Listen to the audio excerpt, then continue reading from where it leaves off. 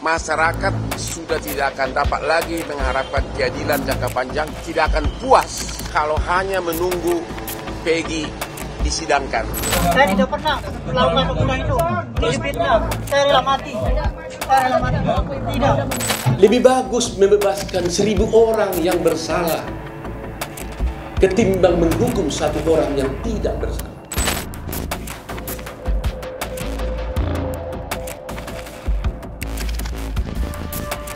Yang harus diselesaikan secara hukum, tidak lagi hanya perdebatan di media sosial dan televisi.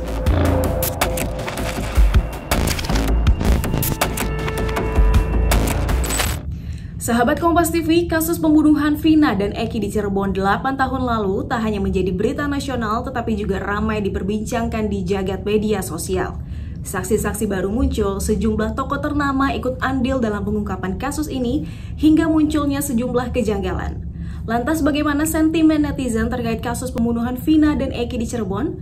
Untuk membahasnya kami sudah bersama lead analis dari Drone Emprit, Rizal Nova Mujahid. Halo Mas Nova, apa kabar?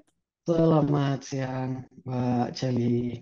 Apa kabar? Kabar baik tentu saja. Terima kasih Mas Nova sudah meluangkan waktunya di YouTube Kompas TV. Oke, sama-sama. Dengan senang hati tentu saja.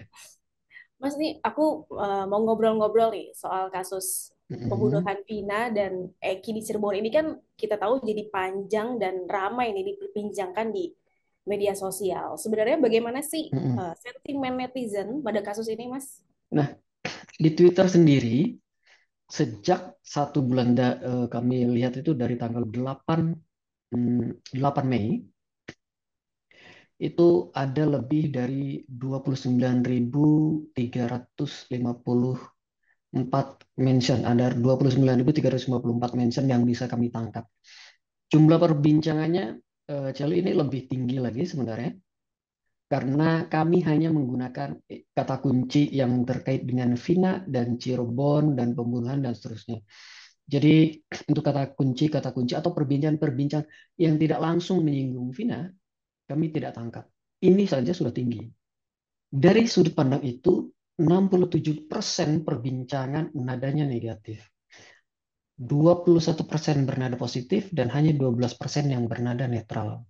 Artinya, kalau kita bedah lagi lebih dalam, kenapa negatif? Itu sebagian besar netizen meragukan eh, berbagai hasil kerja kepolisian terkait kasus Vina ini. Awal-awalnya marah karena, kalau kita lihat itu awal-awalnya marah karena 3 DPO tidak juga kunjung ditemukan setelah 8 tahun. Lalu setelah Peggy Setiawan PS gitu ya ditangkap, orang meragukan apakah betul ini Peggy Setiawan. Lalu belakangan setelah banyak yang bersuara, netizen bertanya-tanya, kasus Vina ini kok semakin diungkap, semakin kita ikuti, semakin banyak kejanggalannya. Kira-kira begitu, Anjali. Kalau kita ngomongin soal pembunuhan Vina dan Eki ini juga pasti nggak terlepas dari sosok bapak dari almarhum Eki, yaitu Ibu Betul. Rudiana ya. Yang sosoknya ini Mm. juga dipertanyakan oleh Hotman Paris. Kenapa baru bereaksi seolah-olah Peggy itu dihukum ya udah kasus selesai. Kalau dari netizen itu bagaimana sentimennya, Mas? Bapak itu Rudiana, karena kebetulan dia juga adalah seorang seorang polisi, dan aktivitas utamanya itu kan dia kalau tidak salah narkoba gitu ya, kanit narkoba atau apa gitu ya, terkait tentang narkoba. Itu banyak sekali netizen yang bilang, yang apa namanya, mencurigai, karena waktu penggerebekan itu kan dilakukan oleh Pak Rudiana beserta jajarannya. Teman-teman netizen itu curiga, jangan-jangan ini sebenarnya yang terjadi adalah cara itu Rudiana jadi asal tangkap gitu loh. Jangan-jangan yang terjadi sebenarnya adalah ini bisa jadi kasusnya bukan kasus pembunuhan, tapi kasus kecelakaan. Yang kedua, ini bisa jadi kasus pembunuhan, tapi Pak Ibtu Rudiana salah mendapatkan informasi sehingga salah menangkap orang, atau dia asal tangkap saja. Sehingga terlebih Sampai saat ini kan belum bisa dihubungi tuh. Tidak ada kabar apapun.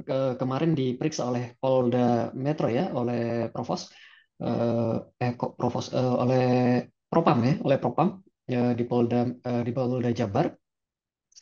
Tetap kita masih belum mendengar ada update apa dari Polda Jabar. Nah, itu yang kemudian membuat kasus ini netizen semakin bertanya-tanya. Kalau eh, bicara soal sosok Peggy nih, Mas Tova, Ya, netizen tuh melihat sosok Peggy Setiawan yang ditangkap.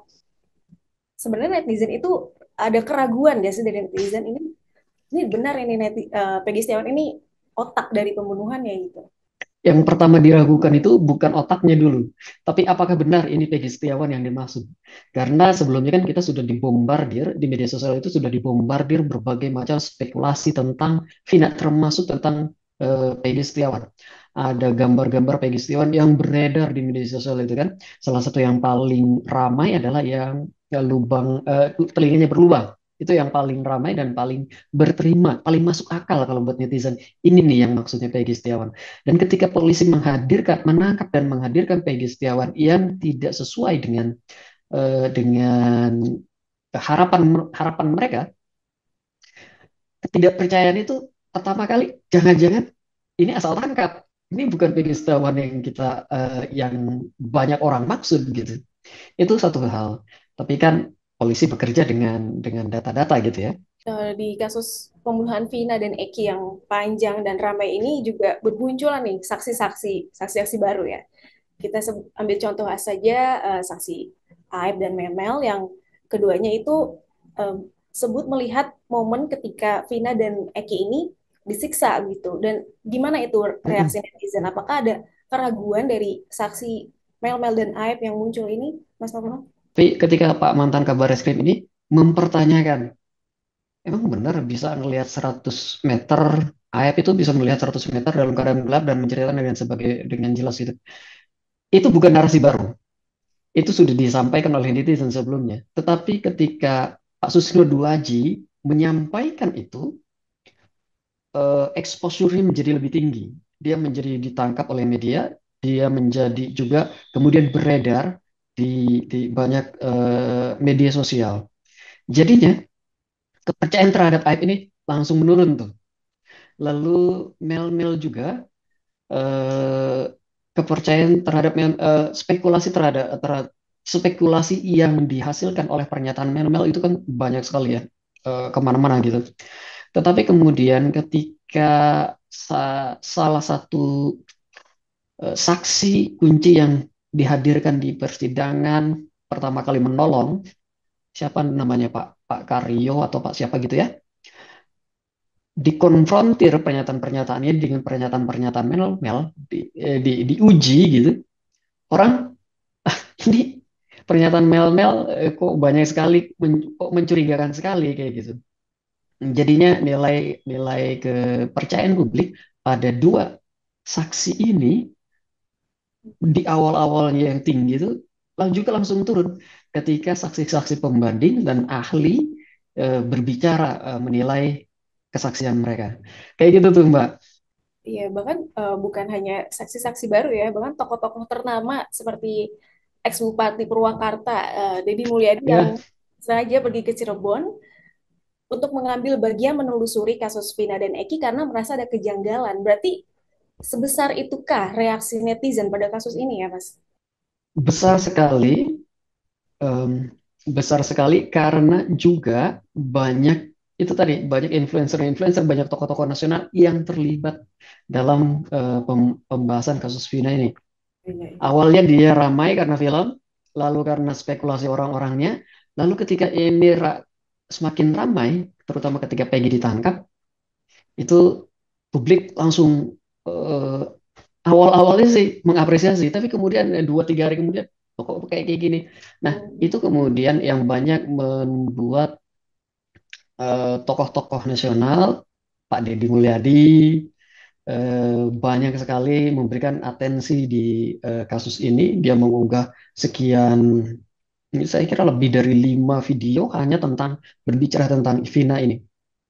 Eh, Lalu juga banyak ya YouTuber-YouTuber lain, di podcast juga, itu kan ngebuat percakapan terus terjaga tuh Mbak di media sosial. Bukan hanya Deddy Mulyadi ya, ada nama Hotman Paris, ada Oh iya Oto ya, Hasibuan ya. Ini kan pengacara Tahu yang Hasibuan. Nah, namanya besar ya, dan mereka ikut hmm. gabung di kasus Vina Eki. Dan apakah hadirnya kedua pengacara besar ini, Hotman Paris dan Oto Hasibuan, itu bisa seperti memberikan harapan pada netizen biar kasus pembunuhan Vina ini jadi bisa terpecahkan gitu, Mas Nova? Perhatian publik itu mulai serius ketika Hotman berbicara, menampilkan Vina, dan setelah itu ditindaklanjuti dengan direspon oleh kepolisian ya.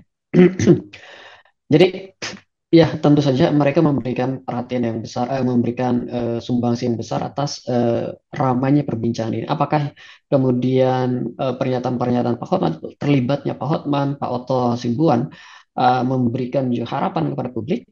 Di awal Pak Hotman itu diapresiasi karena ini membuat percakapan yang tadinya seperti itu tuh, seperti cuma sebatas isu gitu, ini menjadi serius. Bicara soal komentar netizen, ini saya mau coba baca ya. Nanti Mas Ya, Nova bisa tanggapi. Ini saya bacakan, ada yang bilang begini, Mas. Polisinya yang harus diperiksa propam, kasusnya dibuat berbelit-belit, entah apa yang mau ditutup-tutupi. Ada lagi yang bilang, mau dibuat sesandiwara apapun, yang namanya bangkai akan kecium juga. Jadi teruslah bersandiwara, wahai para pelaku, maka semakin terang benderang sandiwaramu. Ada lagi yang bilang, benar-benar memalukan asli. Kalau salah tangkap, jangan gitu Pak, kasihan anak orang. Sadar dong. Nah, kalau Mas Nova bagaimana nih menangkap dari komentar ya netizen? itulah komentar-komentar yang dominan belakangan ini, Mbak. Pak, 2-3 hari, 3-4 hari setelah 2-3 sampai seminggu setelah Peggy Setiawan ditangkap, komentar itu semakin kental gitu. Semakin ke sini kita akan susah mendapati komentar-komentar yang percaya bahwa polisi akan menyelesaikan ini dengan baik, kecuali dia membuka ini, mengusut ini dari awal gitu. Keraguan itu tercermin, kelihatan banget di semua kanal tuh Mbak. Di TikTok apalagi tuh bahasanya, kita lihat bahasanya, waduh, ampun-ampunan ya. Di Twitter juga kelihatan. Tadi kita lihat di Twitternya 67%-nya kan negatif. Itu sebagian besar disumbang pasca Peggy Setiawan ditangkap. Baik, terima kasih Mas Nova sudah berbagi pandangannya di YouTube Kompas TV. Sehat selalu, Mas. Terima kasih Mbak Anceli, sehat selalu. Terima kasih sudah dihubungi. Senang berbagi. Senang berbagi, terima kasih. Sahabat Kompas TV, itu dia tadi pandangan dari lead analis drone emprit Rizal Nova Mujahid. Kalau sahabat Kompas TV sendiri bagaimana nih memandang kasus pembunuhan Vina dan Eki di Cirebon? Komen di bawah ya. Kalau begitu saya Anseli Natasha pamit undur diri dulu, tapi jangan lupa untuk di like, share, komen, dan subscribe channel YouTube Kompas TV.